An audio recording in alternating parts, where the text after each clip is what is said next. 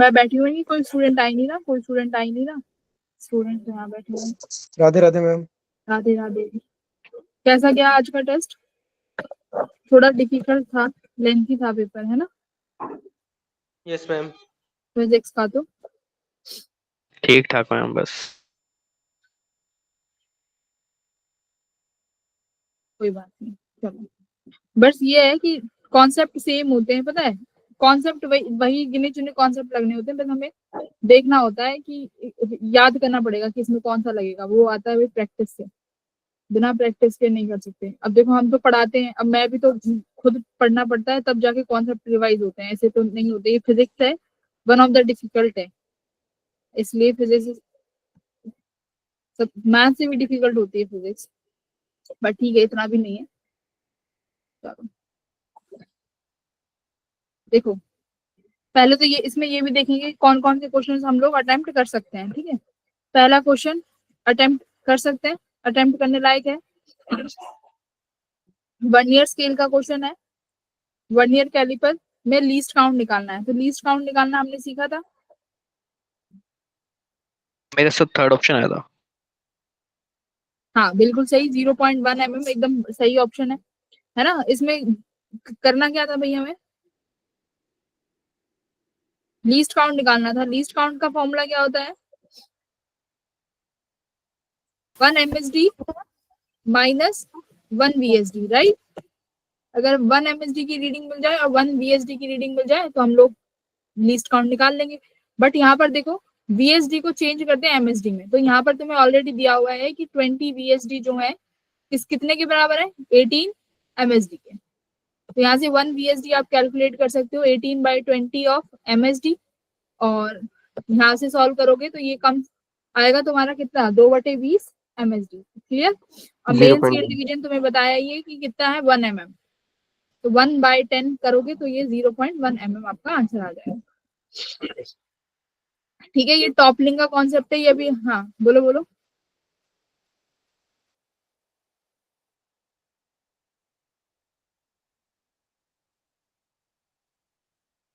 ठीक है, ये टॉपलिंग का कॉन्सेप्ट है, इसको अभी छोड़ते हैं, इसको एक बार क्लास में डिस्कस करेंगे। क्वेश्चन नंबर 3, अभी तुमने टॉपलिंग पढ़ा नहीं है ना, क्वेश्चन नंबर 3 पे आ जाओ। इन सीरीज LCR सर्किट, देखो ये बहुत अच्छा क्वेश्चन है, ये क्वेश्चन बहुत बढ़िया सवाल है। क्वेश्चन नंबर 3 क्या कह रहा है? LCR सीरीज सर्किट है जिसमें रेजोनेंस पे जो करंट मिलता है वो 10√2 मिल रहा है। If now the frequency of the source is change, देखो ये बोला है फ्रीक्वेंसी को चेंज कर दिया है, जिसकी वजह से जो करंट वोल्टेज से लैग करता है वो 45 डिग्री से लैग कर रहा है। तो इसमें से क्या चीजें ठीक है? अब बात करते हैं LCR सर्किट में। मुझे बताओ, जब LCR सर्किट में रेजोनेंस आता है, LCR सर्किट में रेजोनेंस आता है तो करंट और वोल्टेज के बीच में क्या फेज डिफरेंस आता है भाई? सब जीरो हो जाता है। यही आपका आई, क्योंकि resonance circuit as a purely resistance वाला हो जाता है। करेक्ट? LCR सर्किट रेजोनेंस में XL XC के बराबर हो जाता है ना, ग्राफ बनाते हो तो XL XC के बराबर, तो आई भी आपका यही होता है और V भी आपका सेम होता है, मतलब फेज डिफरेंस जीरो, क्योंकि रेजिस्टेंस की तरह हो जाता है कि सिर्फ हमारा रेजिस्टेंस है, इम्पीडेंस इक्वल्स टू रेजिस्टेंस आ जाता है। ठीक है, तो रेजोनेंस कंडीशन में तो ये है। अब क्या बोला है कि फेज डिफरेंस बन रहा है भाई, वोल्टेज और करंट के बीच में जो है फेज डिफरेंस आया है कुछ कितने डिग्री का? 45 डिग्री का। ठीक है, ये हमें दिया हुआ है। अब हम देखते हैं कि फाई होता क्या है, मुझे बताओ। फाई जब हम निकालते हैं फेज डिफरेंस, वो किसके बराबर होता है? XL minus XC upon R। Correct? Class में हाँ, तो XL minus XC by R ये होता है। अब एक बात बताओ, अगर रेजोनेंस कंडीशन होती है तो XL माइनस XC क्या होता है भाई? जीरो, क्योंकि बराबर होते हैं। XL माइनस XC बराबर होते हैं तो जीरो हो जाएगा, है ना। अब यहाँ वहां पे तो ये जीरो हो गया। अब यहाँ पर तुम्हें फेज डिफरेंस बोला गया है कि 10 फाई कितना गिवन है, देखना एक बार कितना गिवन है भाई? जीरो नहीं, 10 फाई, फाई कितना है? 45 डिग्री, 45 डिग्री है। सॉरी, ये लैग कर रहा है तो ग्राफ नीचे की तरफ आएगा, आई एम सॉरी, लैग में इधर बना लेना, ठीक है, ये डायरेक्शन एक बार चेक कर लेना। तो मतलब ये 45 डिग्री का एंगल बन रहा है V और I में, तो यही मेरा फेज डिफरेंस है 10 45 डिग्री कितना होता है? 1। क्लियर? तो यानी एक्सएल माइनस ma'am. एक्सी मेरा आर के बराबर आ गया, XL minus XC equals to R आ गया। अब आई क्या निकालते हैं भाई, करंट क्या होता है वी नॉट बाय जेड। अब अगर मेरा रेजोनेंस होता तो रेजोनेंस में हम लिखते V not by R, but अब रेजोनेंस नहीं है, दैट मीन्स इम्पिडेंस का फॉर्मूला लिखोगे पूरा का पूरा which is equals to R square plus XL minus XC का स्क्वायर। बस इतना करना था।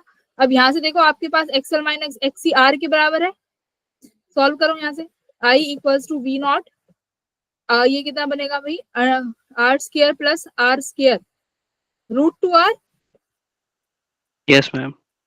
और ये वी नॉट बाय आर क्या था, यही तुम्हारा गिवन है 10, भाई V not by R given है 10 बाय रूट टू, तो बाय रूट टू कर दोगे तो ये तुम्हारा आंसर कितना आ गया, आई की वैल्यू 10, यानी करंट जो है कितना 10 एम्पियर आया है। ठीक है, तो यहाँ से हम लोगों को सोचना था कि ठीक है 10 फाई, फाई किससे रिलेट होता है, फाई के मैंने तुम्हें अभी दो फॉर्मूले सिखाए थे, फाई एक तो इम्पिडेंस से बनता है और एक वोल्टेज से, जिन्होंने क्लास ली होगी परसों वाली उसमें फाई के दो फॉर्मूले थे, एक तो रेजिस्टेंस से और एक दूसरा वोल्टेज से, तो दोनों आपको याद रखने हैं। ठीक है, तो यहाँ से आपका फाई, यहाँ से आपका करंट आ गया। फ्रीक्वेंसी की बात, फ्रीक्वेंसी देखो अगर एक्सएल माइनस रेजोनेंस है तो एक्सएल माइनस एक्सी जीरो है, एक्सएल माइनस एक्सी जीरो है, और मैं मान लेती हूँ इसको omega L minus 1 by omega C लिखते हो, ये जीरो के बराबर है। अब एक बात बताओ, जब फेज डिफरेंस आ गया तो एक्सी माइनस एक्सएल जीरो तो नहीं होगा, मानते हो? X dash L minus X dash C जो होगा वो जीरो तो नहीं होगा, जीरो से ज्यादा होगा भाई, इतना तो मानते हो, क्योंकि रेजोनेंस कंडीशन नहीं है ना। अब जब आपने फ्रीक्वेंसी चेंज कर दी तो रेजोनेंस कंडीशन तो नहीं आई, कुछ ना कुछ वैल्यू मिलेगी, जब ओमेगा एक्सएल माइनस एक्सी करोगे तो you will get some value. तो देखो यहाँ पे नया ओमेगा लिखते हैं, omega dash L minus 1 upon omega dash C, greater than zero. और ये जीरो कौन सी वाली फ्रीक्वेंसी, ये जीरो क्या है मेरा पुराने वाला वैल्यू। अब देखो इसको ऐसे लिख सकते हो, ओमेगा डैश, अच्छा omega dash square is greater than 1 by L C, और इस अंडर रूट को यहाँ पे रख दो, omega dash square is greater than 1 upon under root L C. देखो इस तरीके से ये सोच, देखो फ्रीक्वेंसी वाला पार्ट सोचने का था कि अगर पहले रेजोनेंस कंडीशन में एक्सी माइनस एक्सएल जीरो था, अब XC minus XL greater than zero होगा, बस। तो ग्रेटर देन जीरो है तो दैट मीन्स ये वाली जो फ्रीक्वेंसी है वो बढ़ी ही होगी। क्लियर? तो फ्रीक्वेंसी इंक्रीज हुई और करंट कितना बना 10 एम्पियर। तो कौन सा ऑप्शन सही है, ए ऑप्शन इज करेक्ट। कोई भी डाउट है तो पूछ लो इसमें, ये अच्छा क्वेश्चन है, पूरा इसी रिवाइज हो गया यहाँ से। ठीक है, चलो move ahead. Question number 4, fourth तो हो गया होगा भाई, बहुत आसान था। यस मैम, थर्ड ऑप्शन था इसका। Very good. फोर्थ में तो बस सीरीज पैरेलल लगाना था। हाँ, फोर्थ में सीरीज पैरेलल लगाना था, तो ये लगा लो भाई, ये दोनों किस में हो जाएंगे, पैरेलल में। Yes ma'am. पैरेलल में यानी 2k और ये k, ये दोनों सीरीज में, तो ये 2k स्क्वायर अपॉन 3k, तो k इक्विवेलेंट आ गया तुम्हारा 2 बाय 3k। फॉर्मूला क्या होता है, 2 pi under root m upon k effective, k effective 2k by 3। I think this is the option, C option is your correct answer. Match कर गए सबके? Yes ma'am. Yes ma'am. Yes, ma'am. Very good. Yes, Okay. ma'am. हाँ, अब कौन सा question, fifth question भी हो गया होगा। डी ऑप्शन था इसका। हा क्यों? नन ऑफ दिस मेरा कैसे ए करना? था, ए था मेरा। हाँ वेरी गुड, ए वाला भाई, ये जिसने सही किया है ना, वेल डन, मतलब उसकी तैयारी हीट लॉस सबसे बढ़िया ज्यादा है। क्यों होगी एक्स से मैम? हाँ यही तो मैं कह रही हूँ, जिसने ये क्वेश्चन ठीक किया है मतलब उसने, उसकी तैयारी बढ़िया है सच में।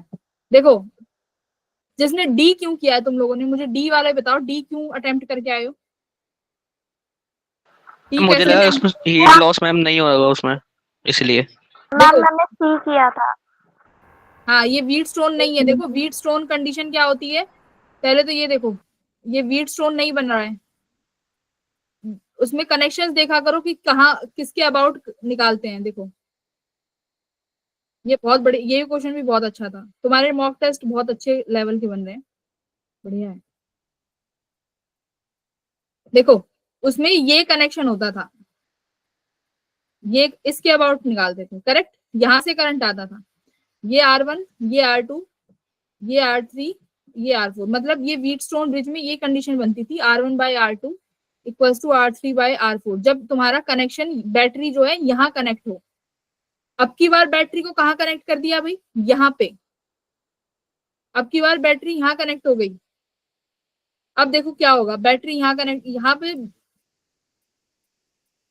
इसलिए कहते हैं कि छोटी छोटी चीजों पे भी ध्यान दो कि वहां पर क्या कनेक्शंस होते थे। अब की बार बैटरी यहाँ कनेक्ट है,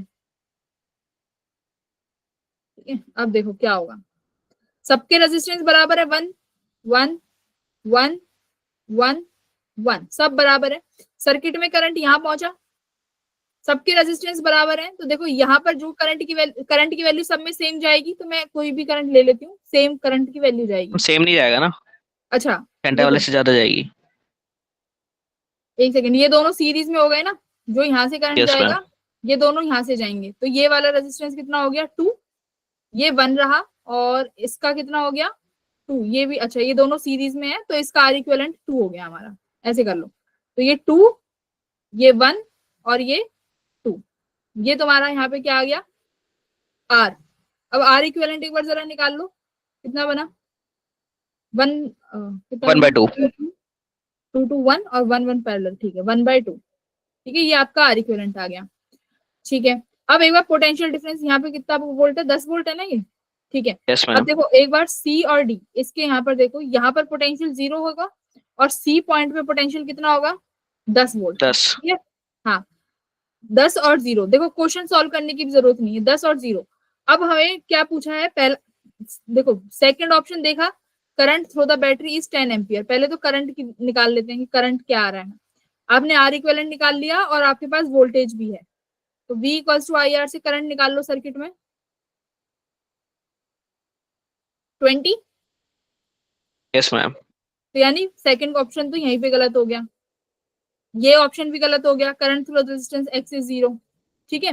अब कंफ्यूजन होगी ए वाले में। अब देखो क्या पूछा है, मैक्सिमम हीट लॉस, फॉर्मूला बोलो मैक्सिमम हीट लॉस का, आई स्क्वायर RT देखो आई स्क्वायर RT, RT एक फॉर्मूला और बताओ दूसरा, आई को V स्क्वायर वोल्टेज में, हाँ क्यों मैं वोल्टेज में क्यों लगा रही हूँ, देखो पैरेलल में जब होता है, जब हम पावर का और हीट का वी वोल्टेज वाला फॉर्मूला यूज करते हैं, और ये तीनों रेजिस्टेंस पैरेलल में है सारे, तो हम पैरेलल में ये फॉर्मूला यूज करेंगे, तो क्या बना I square equals to V square by RT,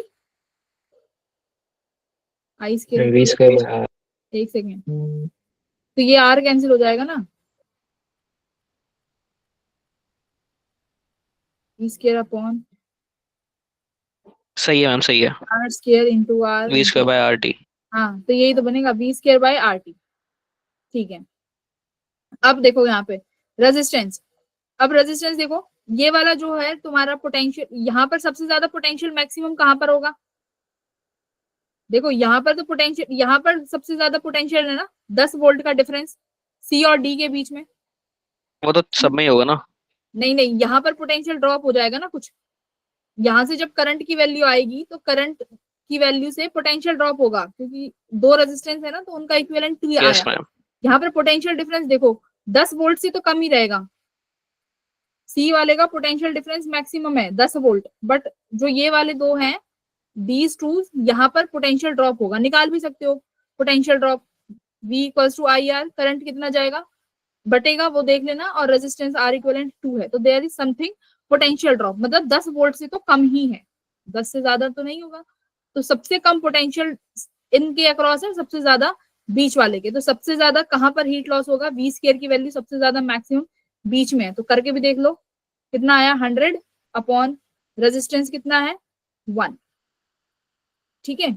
तो पर यूनिट टाइम पूछा है तो टाइम हटा दो, तो मतलब 100 वॉट के आसपास तुम्हारा आएगा, और यहाँ पे पोटेंशियल ड्रॉप हो जाएगा, तो बिल्कुल ठीक है, ऑप्शन नंबर 1 एकदम सही है।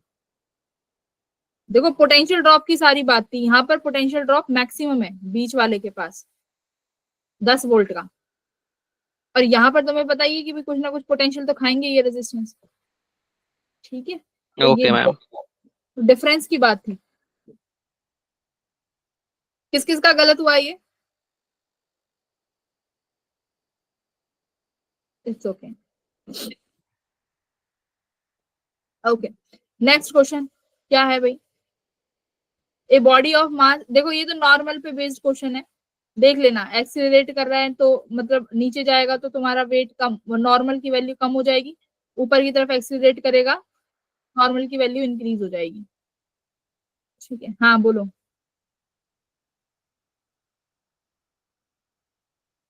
तो ये तो सिंपल थ्योरी बेस्ड क्वेश्चन आया है, 6th क्वेश्चन। अब चलो 7th पे। 7th वाला देखो ये भी इजी था, 7th वाले में बस फोर्सेस बनाने थे तुम्हें। ये मेरा मास यहाँ पे है, पहले सिंपल जो फोर्सेस बनते हैं वो बनाएंगे। एम जी कॉस थीटा यहाँ पे लगता है, एम जी साइन थीटा यहाँ लगता है ऊपर। ठीक है, वो नॉर्मल से बैलेंस हो जाता है। ठीक है, ऊपर नॉर्मल से बैलेंस हो गया। और देखो यहाँ पर ये कौन सी फील्ड बनी हुई है?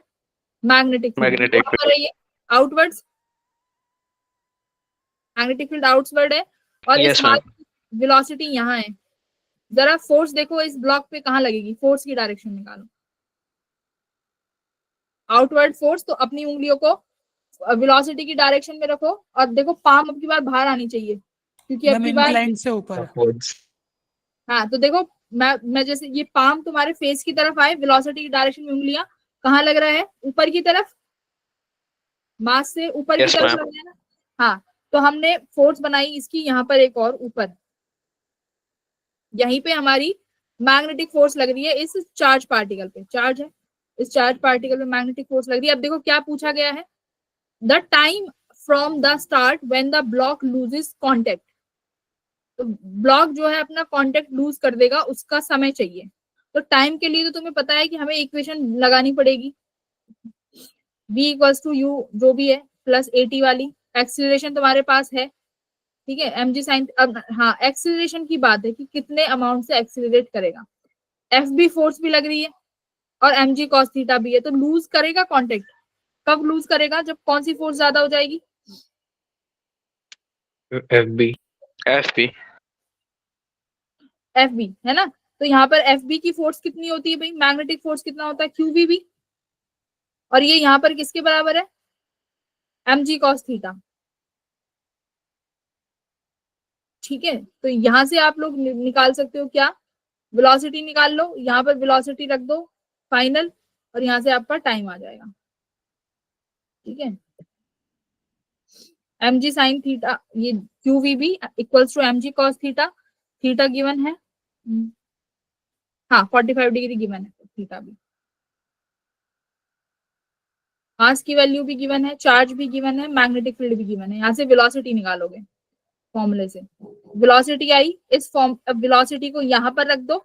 एक्सीलरेशन तुम्हारे सामने है जी साइन थीटा, क्योंकि वर्टिकल सिर्फ इस डायरेक्शन में कोई फोर्स नहीं है, कोई फ्रिक्शन नहीं है, तो इतने से ही एक्सीलरेट करेगा, टाइम निकल के आ जाएगा। ठीक है, ओके मैम। बस फोर्सेस बैलेंस करनी थी। 8th हो गया था। यस मैम, थर्ड ऑप्शन आया था। वेरी गुड, बहुत अच्छी बात। तो 8th का, चलो मैं 7th का भी बता देती हूँ। 7th का ऑप्शन कितना है? थर्ड आया था इसका भी। Very good, 5 seconds. 8th का भी सी ऑप्शन आया था, बहुत अच्छे। तो सिर्फ क्या करना है भाई, फॉर्मूला डी क्यू देखो equals to D U plus D W, ये होता है मेरे पास। अब heat energy absorb by a system in going through a cyclic process. Cyclic process देखो, मेरी बात ध्यान से सुनो। इंटरनल एनर्जी कैसी प्रोसेस है? इंटरनल एनर्जी स्टेट फंक्शन है। इंटरनल एनर्जी स्टेट फंक्शन है, इसका मतलब क्या है? किस पे डिपेंड करती है? इनिशियल और फाइनल। हाँ, पाथ पे डिपेंड नहीं करती मैम। Energy, internal energy. देखो यहाँ पर क्या जी हुआ है, मैम। तुमने वर्क डन निकाला है ना। सुनो मेरी बात, तुमने कैसे सॉल्व किया है इसको? वर्क डन से। यस मैम, एरिया निकाल दिया था। हाँ, वर्क डन यानी मतलब ये एरिया निकाल दिया। वर्क डन कैसे निकालते हैं? Area under the curve. आपने area under the Yes, curve ma'am. निकाल दिया और उसको आपने हीट एनर्जी के बराबर कर दिया, दैट मीन डीयू जीरो हुई होगी, तभी तुमने ये इक्वेशन लगाई है। और डीयू जी जीरो मैडम. क्यों हुई है? क्योंकि यहाँ पर कैसा है, ये जहां से चला है ये सर्कल वहीं पे तो कंप्लीट होगा, ठीक है। Okay ma'am. डीयू इसलिए यहाँ पर आपके पास जो इंटरनल एनर्जी का चेंज है वो यहाँ पर जीरो हो गया है, ठीक है। पाथ डिपेंडेंट, तो यहाँ से बस अपना डीडब्ल्यू निकाल लेना, एरिया अंडर द कर्व, तो आपका ऑप्शन आ जाएगा। ओके, अगला सवाल सीधा फॉर्मूला बेस्ड क्वेश्चन था। क्या फॉर्मूला होता है भाई? देखो, पहले तो ये देखो, if the wavelength of the first line of the Balmer series of hydrogen this. अब मेरे पास वेवलेंथ को लेकर और नंबर्स को लेके एक ही फॉर्मूला है, जरा बताओ क्या फॉर्मूला है वेवलेंथ का? 1 upon lambda. और 1 upon lambda is equal to r z square into 1 upon n square minus 1 upon n बड़ा वाला square. Are Z square 1/n final minus 1/n initial का स्क्र। आई थिंक यही formula है, n ठीक है। Initial पहले होता है ना? नहीं, फाइनल होता है पहले। छोटा वाला n छोटा वाला. सुनो, फाइनल लगता है पहले। सुनो सुनो, फाइनल का मतलब जिसमें आया ना? हाँ, फाइनल मतलब जिसमें आया। Okay ma'am. ओके. फाइनल मतलब देखो, तुम्हारे पास अब वही मैं बताने जा रही हूँ, ये फॉर्मूला होता है, ये फॉर्मूला याद रखो। स्टार्टिंग में n final minus 1/n initial. ये तो ये तो कांस्टेंट टर्म है, ये तो एक दूसरे से कैंसिल हो जाएंगे, जब डिवाइड करोगे तो रिमूव कर दो, तो मेरा मोटा मोटा फॉर्मूला बचा 1/λ इक्वल्स टू, ये जेड स्क्वायर याद रखना, कई बार जेड हटा देते हैं। ये हाइड्रोजन के केस में होता है जब जिसमें जेड की वैल्यू 1 हो जाती है, बट और कोई भी होगा तो उसमें जेड की वैल्यू रखी जाएगी, तो बहुत अच्छा फॉर्मूला आर जेड स्क्वायर होगा। तो 1/n final minus 1/n initial, ये फॉर्मूला है। अब बाल्मर सीरीज में फाइनली तुम्हारा देखो, Lyman series, Balmer, Paschen, bracket, Pfund, है ना। तो क्या होता है भाई, लेमन सीरीज में तुम्हारा फाइनली इलेक्ट्रॉन आकर फर्स्ट वाले फर्स्ट शेल एनर्जी में. लेवल में गिर जाएगा फाइनली। बाल्मर सीरीज में फाइनली तुम्हारा इलेक्ट्रॉन आके सेकंड एनर्जी लेवल में गिरेगा, पाशकन में थर्ड एनर्जी लेवल में, कहीं से भी आ रहा हो, बट फाइनली है ये कि फर्स्ट में गिरा, सेकंड में, थर्ड में, और ब्रैकेट में 4 और पी फंड में 5। ये 5 तो तुम्हें याद ही रखनी है। अब देखो, find the wavelength of the second line. अब देखो, फर्स्ट लाइन सेकंड लाइन क्या होती है? फर्स्ट लाइन वो है लेमन से, ये एनर्जी लेवल। अच्छा, अगले यहाँ पे अच्छे से डीपली समझते हैं। ये हमारा n इक्वल्स टू 1 जिसे हम ग्राउंड स्टेट बोलते हैं, ये n इक्वल्स टू 2, ये एनर्जी लेवल्स हैं, n इक्वल्स टू 3, ठीक है, और सो ऑन चलते चले जाएंगे। अब तुम्हें पता है n इक्वल्स टू 2 पे मेरे बाल्मर सीरीज आया। फर्स्ट लाइन कहां से बनेगी? जब पार्टिकल 3 से फर्स्ट पे आया, तो ये मेरी फर्स्ट लाइन बनी। सेकंड लाइन कहां से बनेगी भाई? अब फोर्थ पे n इक्वल्स टू 4 पे पार्टिकल है, 4 से जब सेकंड पे आया तो ये सेकंड लाइन बनी। तो बस तुम्हारे पास n फाइनल और n इनिशियल है, इक्वेशन रख देना, आंसर आ जाएगा। Clear? Yes ma'am. First line और सेकंड लाइन समझ में आ गया ना। तो फर्स्ट लाइन के लिए n फाइनल तो दोनों में सेम रहेगा 2, बट n इनिशियल यहाँ पर 3 है, और सेकंड लाइन के लिए n इनिशियल हो जाएगा 4। बस इतना करना था, फॉर्मूला बेस्ड क्वेश्चन है। चलो, क्वेश्चन नंबर 10। फिर 2 इक्वेशन बनेंगी, दोनों इक्वेशन को डिवाइड कर देना, बाकी मैथमेटिकल पार्ट है, इतने तो तुम कर ही लोगे। क्वेश्चन नंबर 6 देखो कैसे सॉल्व करना है। Diode with no biasing. मैंने तुम्हें जहां तक है, मैंने तुम्हें सिर्फ ये पढ़ाया है कि फॉरवर्ड और रिवर्स बाइजिंग में कौन सा करंट ज्यादा रहता है, मैंने तुम्हें, है ना, इतना जी बताया है। अब कैसे सॉल्व करें उतनी ही नॉलेज से। डायोड विद नो बाइजिंग मतलब कोई भी बाइजिंग नहीं है, कैसा भी बाइजिंग नहीं हो रखा। अब ए का एक बार ऑप्शन देखो, ए के साथ एस, ए के साथ एस, नहीं, डायोड इन फॉरवर्ड बाइजिंग। तो फॉरवर्ड बाइजिंग में बताओ हमें फ्यूजन इसका तो करंट पता ज्यादा ही होता है। है. हाँ, बी का तो हमें पता ही है कि फॉरवर्ड बाइज में हमारा कौन सा ड्रिफ्ट करंट ज्यादा होगा, डिफ्यूजन यानी मैम, डिफ्यूजन होता है ना? नहीं, फॉरवर्ड है ना। फॉरवर्ड में डिफ्यूजन ही होता है शायद. नो, डिफ्यूजन करंट वो होता है जब डिफ्यूज कर जाते हैं अपोजिट साइड के। ड्रिफ्ट का होता है जो इलेक्ट्रिक फील्ड की वजह से जब इलेक्ट्रॉन ड्रिफ्ट करते हैं, तो फॉरवर्ड बाइजिंग में इलेक्ट्रिक फील्ड सेटअप होगा, तो उसकी वजह से ज्यादा आएगा ना। देखो, एक होता है डिफ्यूजन, और एक होता है ड्रिफ्ट करंट। फर्क क्या है? ड्रिफ्ट क्यों बोला गया है? क्योंकि ये इलेक्ट्रिक फील्ड सेटअप होने की वजह से इलेक्ट्रॉन्स जो है ड्रिफ्ट हुए हैं, है ना। अब अपोजिट इलेक्ट्रिक फील्ड क्रिएट होती है जो कि फॉरवर्ड बाइजिंग में पोटेंशियल बैरियर को कम करती है, बैरियर को कम करती है। तो इलेक्ट्रिक फील्ड में इलेक्ट्रॉन्स क्या होते हैं? ड्रिफ्ट। डिफ्यूजन क्या होगा? डिफ्यूज में क्या होता है कि जब इलेक्ट्रॉन्स पाथ पोटेंशियल बैरियर को क्रॉस कर जाएं किसी भी तरीके से, तो वो होगा डिफ्यूजन करंट। ठीक है, तो डी का क्या आंसर होना चाहिए इसके अकॉर्डिंग? क्यू, है ना, क्यू ऑप्शन होना चाहिए। तो तुम्हारे पास ए और सी दो ऑप्शन बच गए। अब देखो ना, मुझे ए देखना क्योंकि ए तो दोनों में सेम है, बचा सी और डी। मैं सी और डी चेक करूंगी। तो देखो अब आई रिवर्स बाइजिंग। तो रिवर्स बाइजिंग में विदाउट ब्रेकडाउन और विद ब्रेकडाउन, तो विदाउट ब्रेकडाउन कौन सा करंट ज्यादा होता है? Diffusion current. तो बस सी का कौन सा ऑप्शन हुआ? डिफ्यूजन करंट ज्यादा है, तो सी का पी ऑप्शन। तो मेरा बस यहाँ से सीधा आंसर आ गया। बाकी मुझे मेरे अपनी नॉलेज में दो ऑप्शन पता था, मैंने दो ऑप्शन चेक कर लिए। एक बार आंसर मैं भी चेक कर लेती हूँ भाई, मैंने आंसर मैच नहीं करा। क्वेश्चन नंबर 10, एक सेकंड। हाँ, क्वेश्चन नंबर 10 का ये क्वेश्चन नंबर 10 का आंसर दिया हुआ है। अच्छा, सेमीकंडक्टर 10 का बी दिया हुआ है, ए का इसमें एस। मैं कहता फॉरवर्ड बाइसिंग में डिफ्यूजन करंट ज्यादा होता है।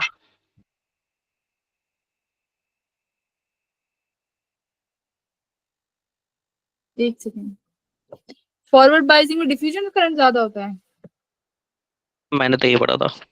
एक सेकंड, हमारे दो करंट होते हैं ना, एक डिफ्यूजन होता है, एक ड्रिफ्ट करंट होता है। एक सेकंड, एक ड्रिफ्ट करंट रहेगा और एक हमारा डिफ्यूजन करंट रहता है। और बी ऑप्शन दिया हुआ है इसमें। तो हमारा फॉरवर्ड बाइजिंग में कौन सा करंट ज्यादा बता दिया इसने? डिफ्यूजन करंट ज्यादा बता दिया। ठीक है भाई, ये थ्योरी का चैप्टर है, एक बार देख, एक बार ध्यान से एक बार देख लेना। ठीक है, ठीक है, तो बी ऑप्शन सही है इसमें कि उसमें डिफ्यूजन करंट ज्यादा रहेगा। तो मुझे क्यों गलत लग रहा है?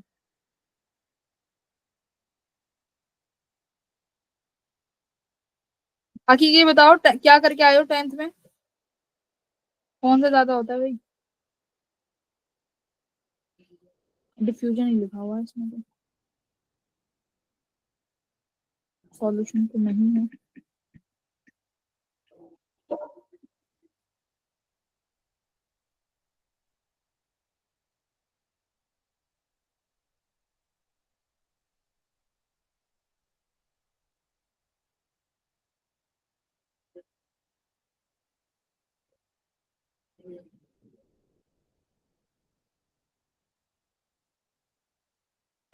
एक सेकेंड, इसको ना अभी रुक जाना, इसको अभी देखते हैं, इस क्वेश्चन नंबर 10 को रुक जाना, इसको अभी आंसर की से मैच मुझे गलत सा लग रहा है। 11th पे आओ। 11th, अब देखो इतने क्वेश्चन थे जो हम सॉल्व कर सकते थे। 11th क्वेश्चन देखो, 11th क्वेश्चन पढ़ो, या तो ये सॉल्व कर लो या ये ऐसा होना चाहिए इसके अगर फॉर्मूला पहले से ही पता है तो हम लोग टिक कर दें। ठीक है, किस किसने अटेम्प्ट किया 11th क्वेश्चन?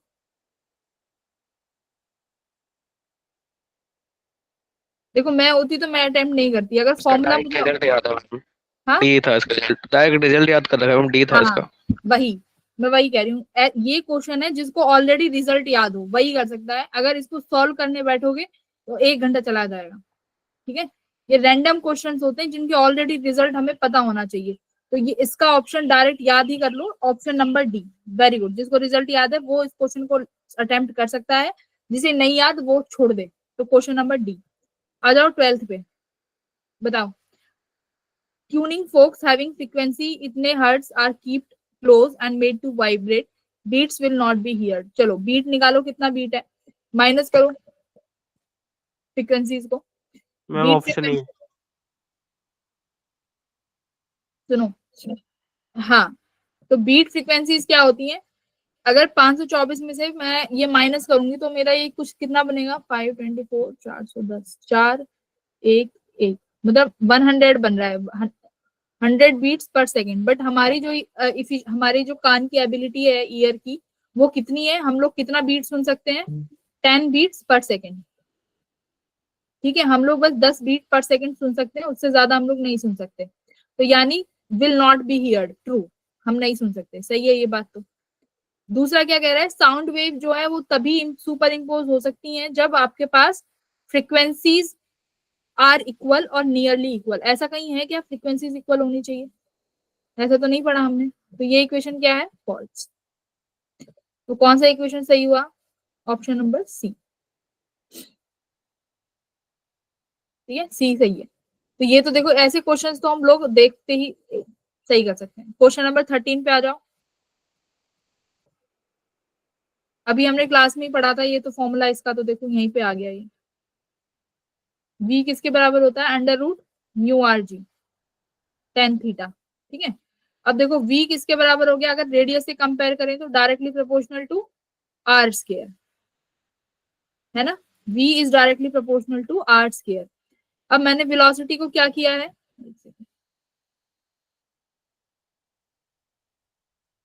14 से 28 कर दिया, यानी वेलोसिटी डबल कर दी, तो रेडियस कितने टाइम्स बढ़ जाएगी, ये हमारा क्वेश्चन है।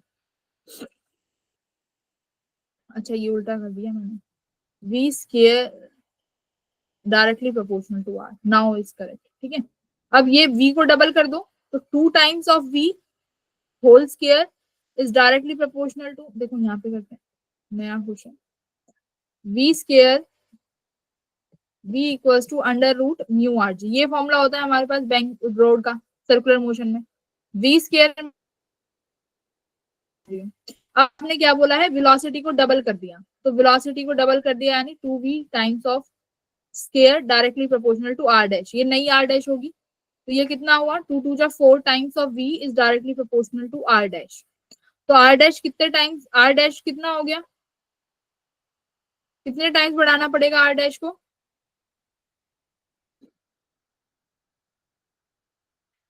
4 टाइम्स। यहाँ पे देखो decrease by radius, decrease increase the radius by factor 4, इन क्या करना चाहिए,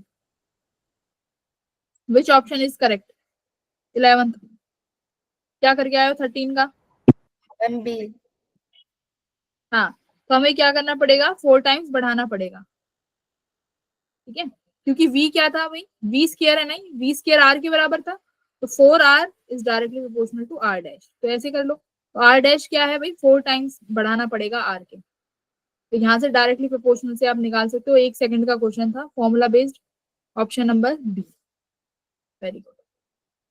ये क्वेश्चन हम अटेम्प्ट कर सकते थे, बस एक ही क्वेश्चन है जो मुझे अभी तक लगा नहीं करना चाहिए था, एक तो 13 सॉरी एक 11 वाला, और एक था ये वाला 5th क्वेश्चन, ठीक है, जिसको थोड़ा सा डाउट होता तो 5th छोड़ सकते थे, बाकी तो सब अभी तक मुझे करने लायक लगे हैं।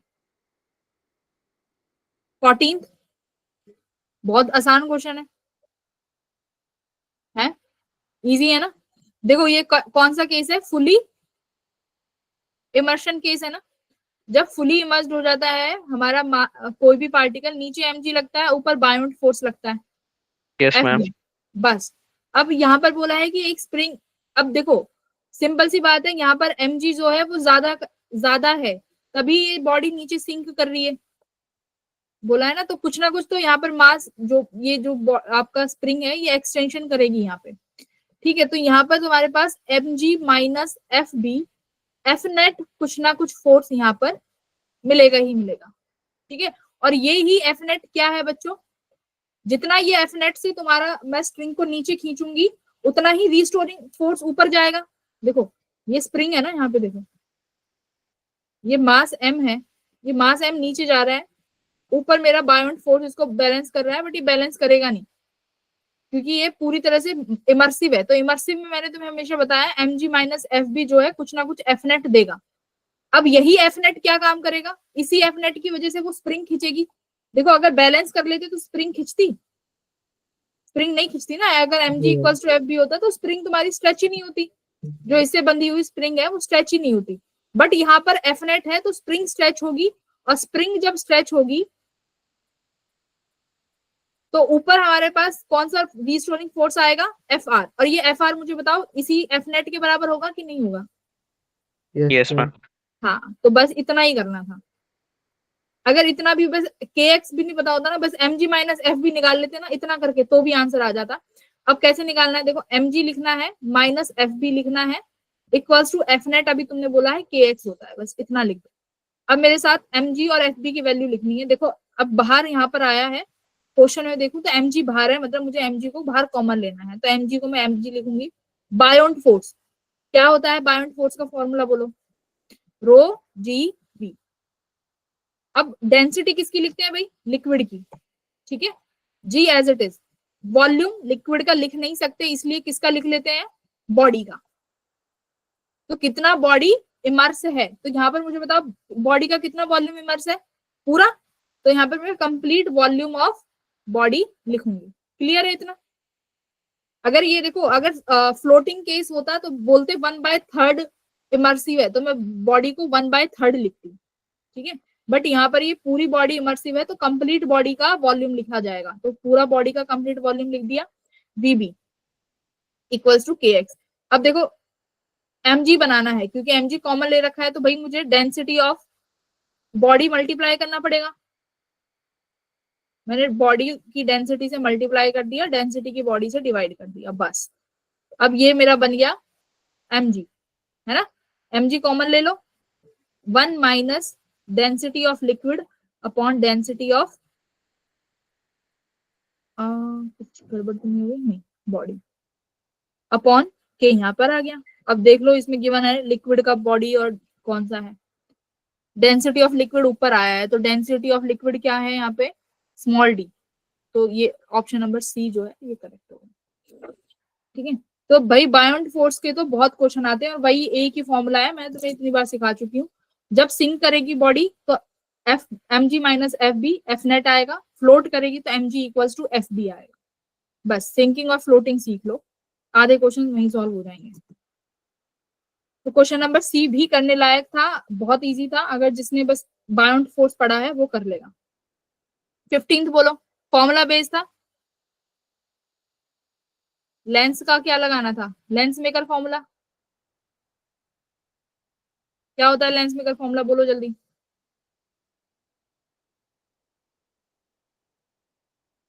लेंस मेकर फॉर्मूला बोलो, मुझे याद नहीं है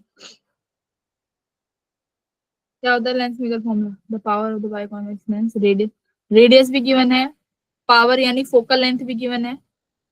हाँ तो देखो रिफ्रैक्टिव इंडेक्स निकालना है, बस लेंस मेकर लगा दो। क्या होता है lens maker formula, 1/f equals to mu minus 1, ठीक है, और 1/r1 माइनस 1/r2, ठीक है। ऑप्टिक्स अभी स्टार्ट करेंगे हम 1-2 दिन में, तो ऑप्टिक्स की क्लास कोई मिस नहीं करेगा, सिर्फ वही क्वेश्चन करेंगे जहां से क्वेश्चन पूछे जाते हैं। तो ये लेंस मेकर फॉर्मूला है, सारी वैल्यूज रख दो तुम्हारा आंसर आ जाएगा।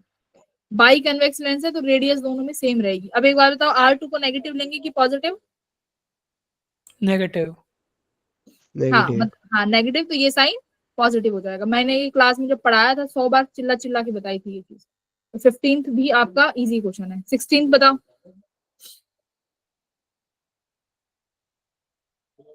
16 देखो ऐसा क्वेश्चन है, 16 है तो आसान, बट हो सकता है टाइम पर काम दिमाग ना काम करे क्योंकि प्रेशर में रहता है।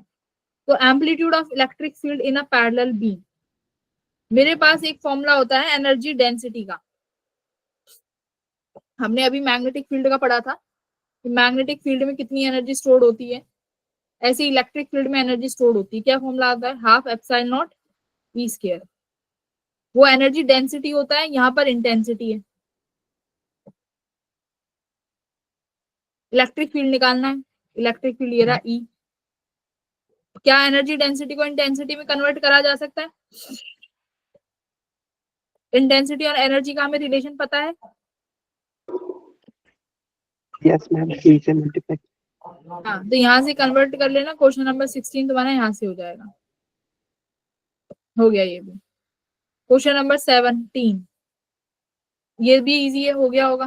क्या है, क्या वैसे, टू आइडेंटिकल, हाँ देखो रेडियस वाला है इसमें, तो कि बस चार्ज आपको बताना है कि फाइनली ए और बी पे कितना चार्ज आएगा, मेन बात पूछी जाए तो। देखो क्वेश्चन नंबर 17, किस किस किस को इशू है पहले ये बताओ, वरना आगे बढ़े।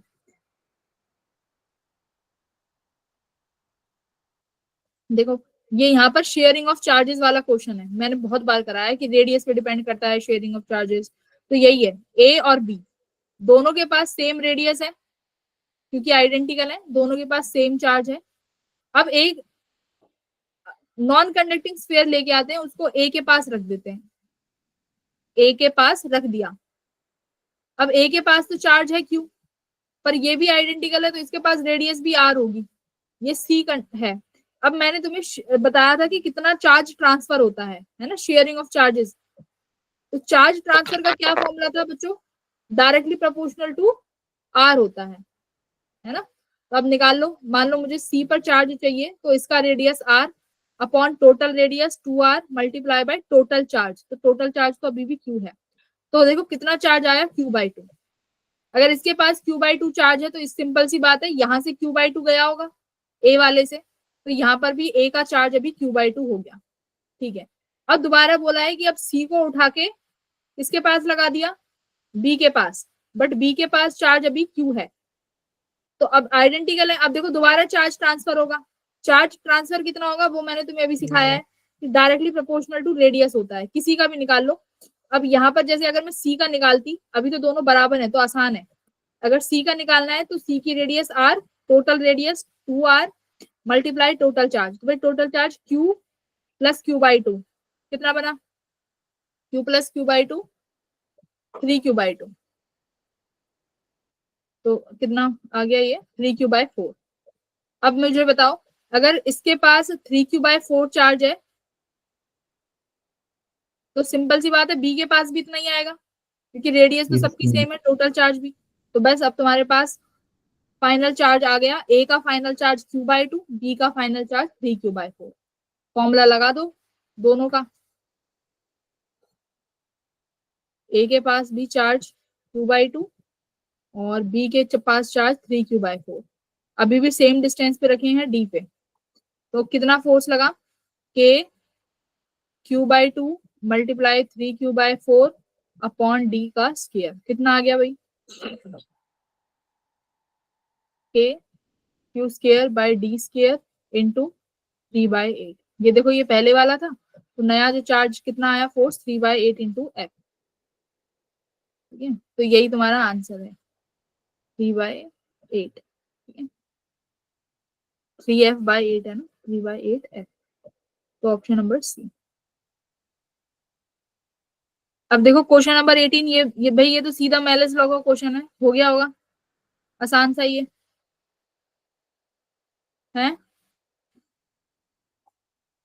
हमें एक बार बता दो यार।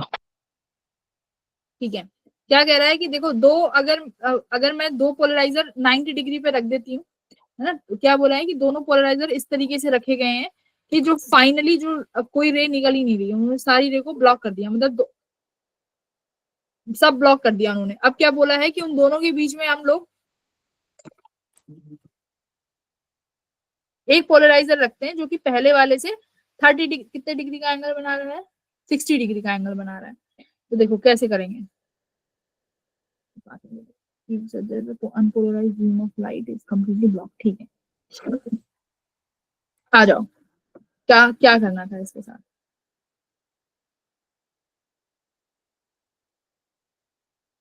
Malice law. भाई मेरे पास यहां से पहली बार कोई लाइट इंटेंसिटी आ रही है जिसमें दोनों तरीके के फील्ड वेक्टर हैं, परपेंडिकुलर टू द प्लेन और इन द प्लेन।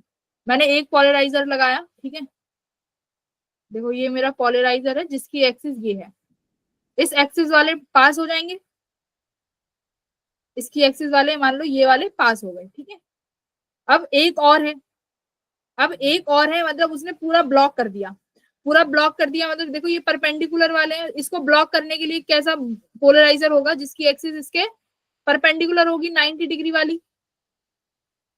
ठीक है, इस तरीके से देखो इसने कौन सा पास किया है, ये वाला अपनी एक्सिस वाला, तो ये कौन सा पास करेगा, ये भी अपनी एक्सिस वाला, तो यानी फाइनली इसने क्या कर दिया, ब्लॉक कर दिया। मतलब पोलराइजर ए और पोलराइजर बी, इन दोनों में 90 डिग्री का फेज डिफरेंस था, तभी तो बाहर कोई भी तुम्हें रेट देखने को नहीं मिली, जीरो इंटेंसिटी मिली। अब क्या बोला गया है, ए और बी के बीच में एक और पोलराइजर सेट कर दिया। ठीक है, मैं यहाँ पर सेट कर देती हूँ, देखो अभी ए,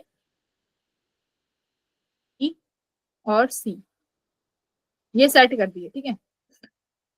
अब मुझे बताओ ए से कितनी इंटेंसिटी बाहर आई होगी? ए से तो कुछ बाहर आई होगी, आधी, I0/2। बी वाले ने ब्लॉक किया है ना, जो लास्ट में था। ए से तो बाहर आई है, क्योंकि यहाँ से तो ये वाली गई है ना इंटेंसिटी, देखो पूरी, इसने आधी को ब्लॉक किया, तो I0/2 बाहर आई। सीधा सी से ज्यादा तो 0 हो गया, बट बीच में एक बैठा दिया जिसका एंगल कितना बन रहा है पहले वाले से, 60 डिग्री का। तो अभी ये कितनी बाहर निकालेगा जरा बताओ, लगाओ Malus law. I=I0 cos square theta. I0 कितना है? I0/2, 60 डिग्री, यानी 1/4। तो यहां से कितना डिग्री निकला? I0/8। क्या ये ऑप्शन में है? I0/8 is in the option, let's see.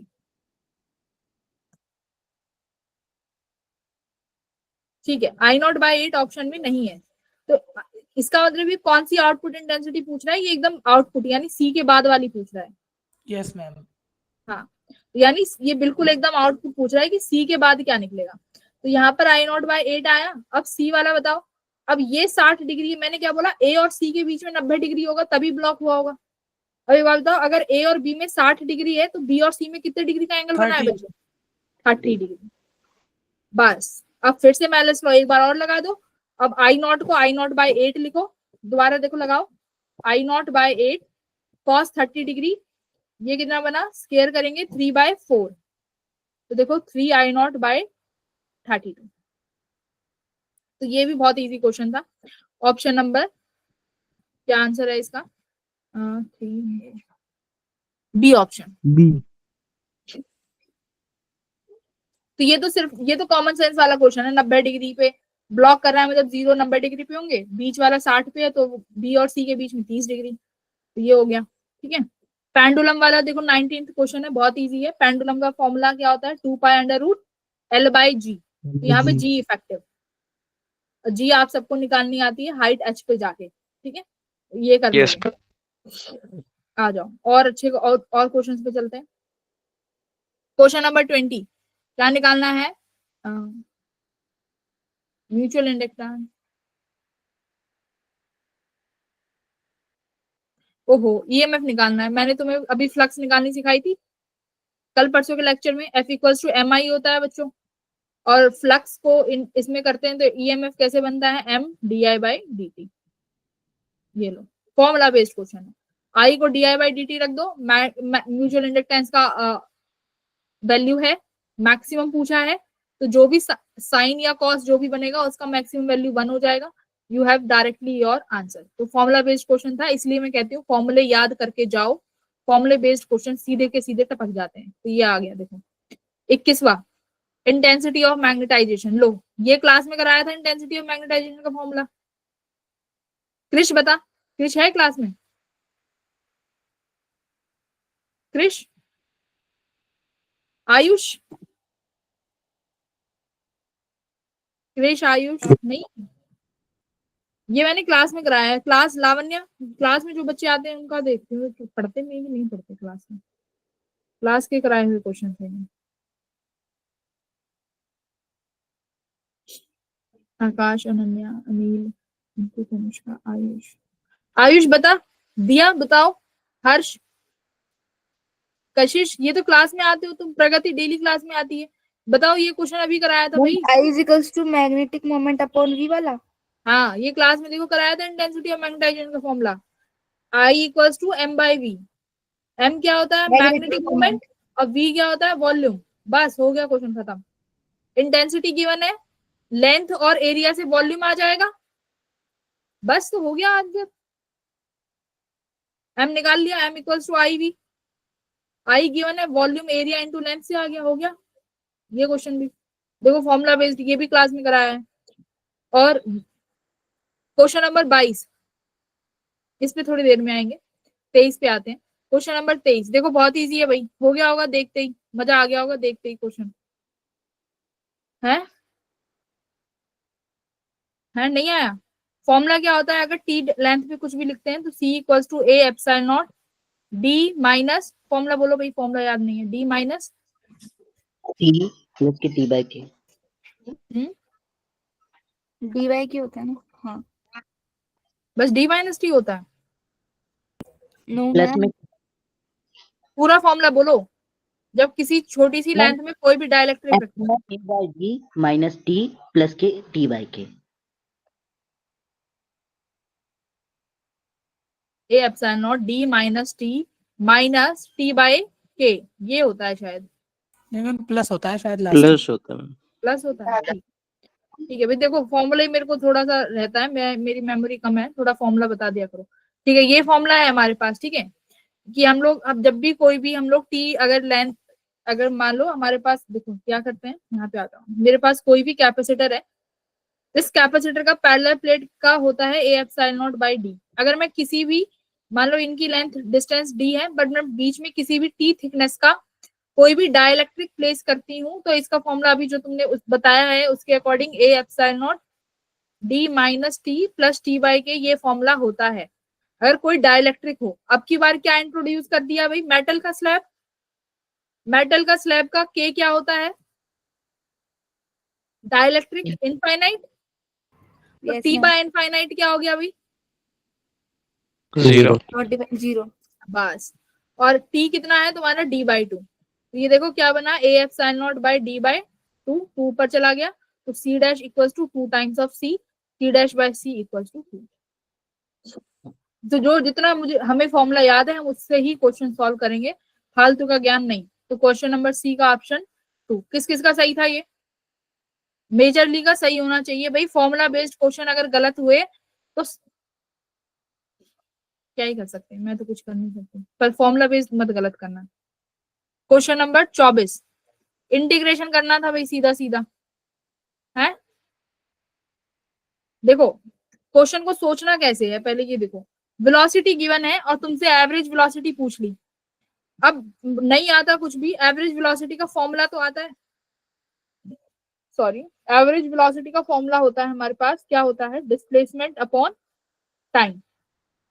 That means time तो है 2 सेकंड का इंटरवल, बट डिस्प्लेसमेंट नहीं है।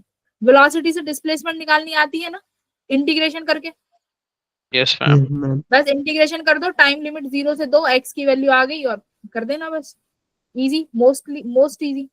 25 था थोड़ा सा जो टफ था, बाकी आपको अब हमने सारे को, एक बार क्वेश्चन नंबर 22 और देख लेते हैं, फिर आते हैं 25 पे। एक सेकंड रुक जाओ, 22 बहुत इंपॉर्टेंट क्वेश्चन है। क्या कह रहा है, to break the wire of 1 metre length. देखो बहुत बढ़िया सवाल है, तो पढ़ लेते हैं क्या कह रहा है।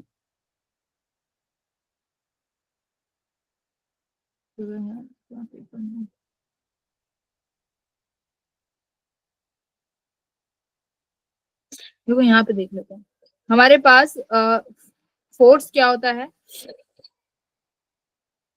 एक second, force equals to stress upon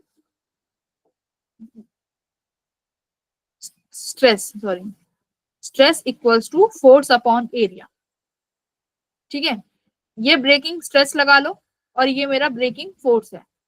breaking force किसके बराबर हुआ, ब्रेकिंग स्ट्रेस इनटू एरिया। अब देखो सेम मटेरियल है, क्वेश्चन जरा पढ़ो, सेम मटेरियल है, सेम मटेरियल के लिए, ठीक है, कहाँ गया,